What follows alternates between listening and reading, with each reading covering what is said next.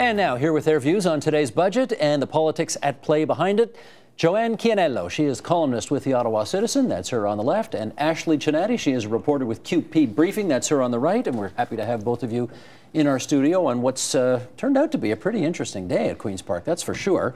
You're both journalists. You are accustomed to writing the lead for your pieces. What's your lead? Where is Andrea Horwath? People were stunned to get emails just minutes before going into the lockup. You know, we are locked up so we can read the budgets and digest all these complex numbers. And just before, we got a message that Andrea Horwath would not be coming in to speak to reporters to give a statement, which has always been the case. Of course, that's what Mr. Hudak did. The leaders always come in. The finance minister comes in, gives a press conference, takes questions from reporters. Andrea Horwath says not only is she not going to have that statement come in to talk to us, she was not going to make any statement at all on the budget, which is amazing for a budget that had mostly been released ahead of time. So I'm not sure what she needed to digest, but people were stunned and quite upset, actually. What's your lead? What's Andrea going to do now? I think she faces a very tough decision as to whether or not to support this budget. Sid Ryan with the Ontario Federation of Labour said to me, if this was a budget from an NDP premier today, we'd be cheering from the sidelines. So he called it a very progressive budget, and in a lot of ways it is. There's a lot of money for social services, there's a lot of money for rate increases, there's a lot of money for hospitals, for transit, the types of policies that the NDP traditionally have supported. So from a policy front, she has every reason to support it, but politically, I think she has every reason to pull the plug. With the exception of her polling numbers, which have softened a little bit. Follow up on that. What are you, you're saying politically, you think it's in the NDP's interest to pull the plug on this government and go to the polls? As much of a risk as it would be, I think the longer that the NDP support the Liberals at this point, the more they start to wear their scandals. And I think with the gas plant revelations, I think it would be time for Ms. Horwath to pull the plug, but at the same time, she also faces some really tough polling numbers, some softening support, but I don't see that getting better over another year of Premier Kathleen Wynne implementing this very progressive budget. I only see her losing more of the soft, left-leaning NDP support. I see what Ashley means, but I also think that the gas plant is the reason that perhaps Andrea Horwath might want to wait, because her polling numbers are not very good. She doesn't have a particularly strong agenda right now. People aren't sure what she stands for. What would they be going to the voters with?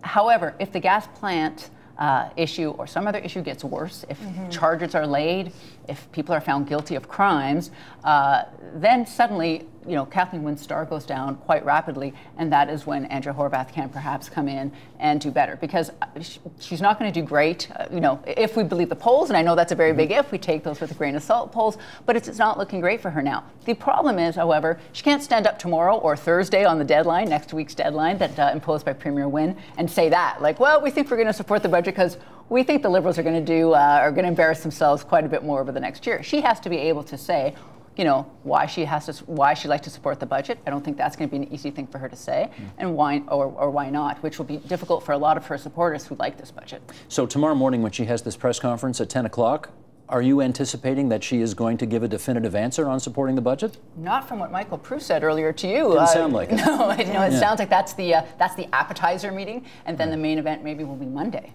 Maybe she's going to draw some kind of line in the sand, some sort of condition, some change or a number of changes she'd like to see to the budget in order to secure her support. And then she has that victory to take to her base and say, look what else we added.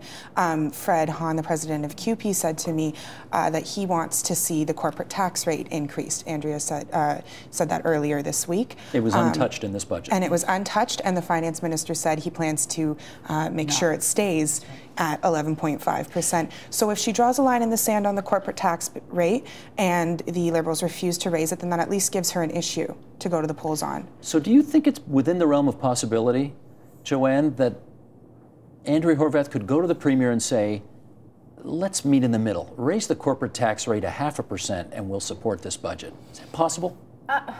Everything's possible, of course, but I mean, Minister Sousa, he's pretty good at a little wiggle room. He was so definitive, we are not raising the corporate tax rate.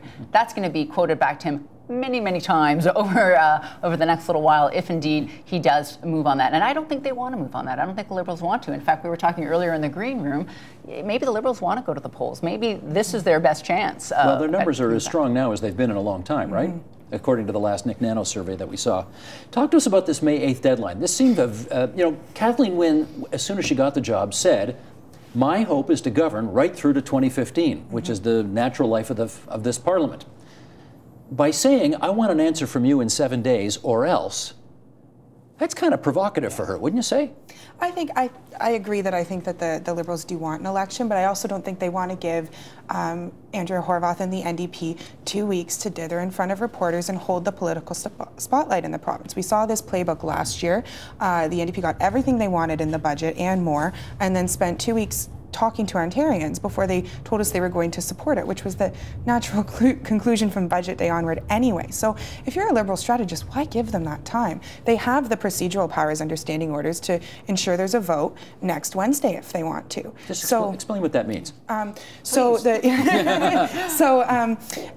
the standing orders that govern the Ontario Parliament, there are two aspects of the budget, a budget motion, a budget bill. The budget motion must be debated for exactly 8 hours. So with the number of sitting hours that there are on Monday and Tuesday next week, then they could wrap up that 8 hours and then the question is called and the vote would be deferred to after question period on Wednesday. Now, she's given her till Thursday, so that sounds like they're going to probably schedule the debate to go over 3 days and a deferred vote on Thursday, which is interesting given the very politically heated gas plant testimony that's expected on Tuesday from Laura Miller, who's a former McGuinty staffer who's at the heart of this, the allegations of deleted emails. Did you find this May 8th deadline that the Premier imposed on Andrea Horwath needlessly provocative?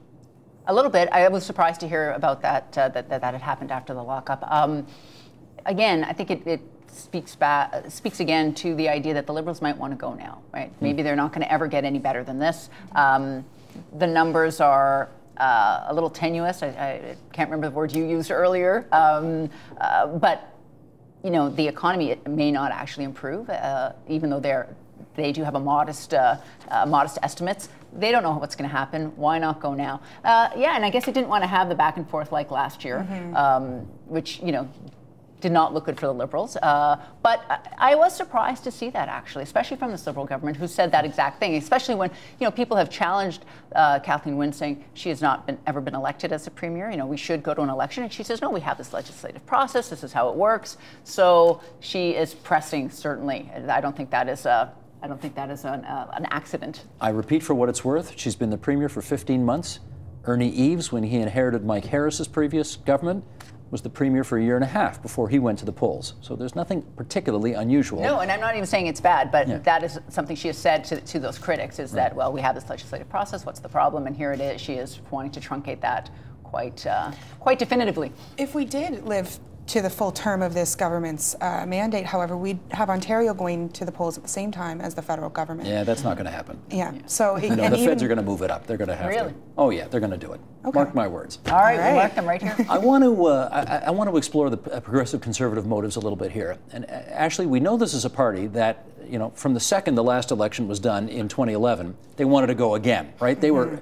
It was a minority government. They were anxious to have another election right away. They've announced they're going to vote against the budget before they even read it, this time, last time, time before.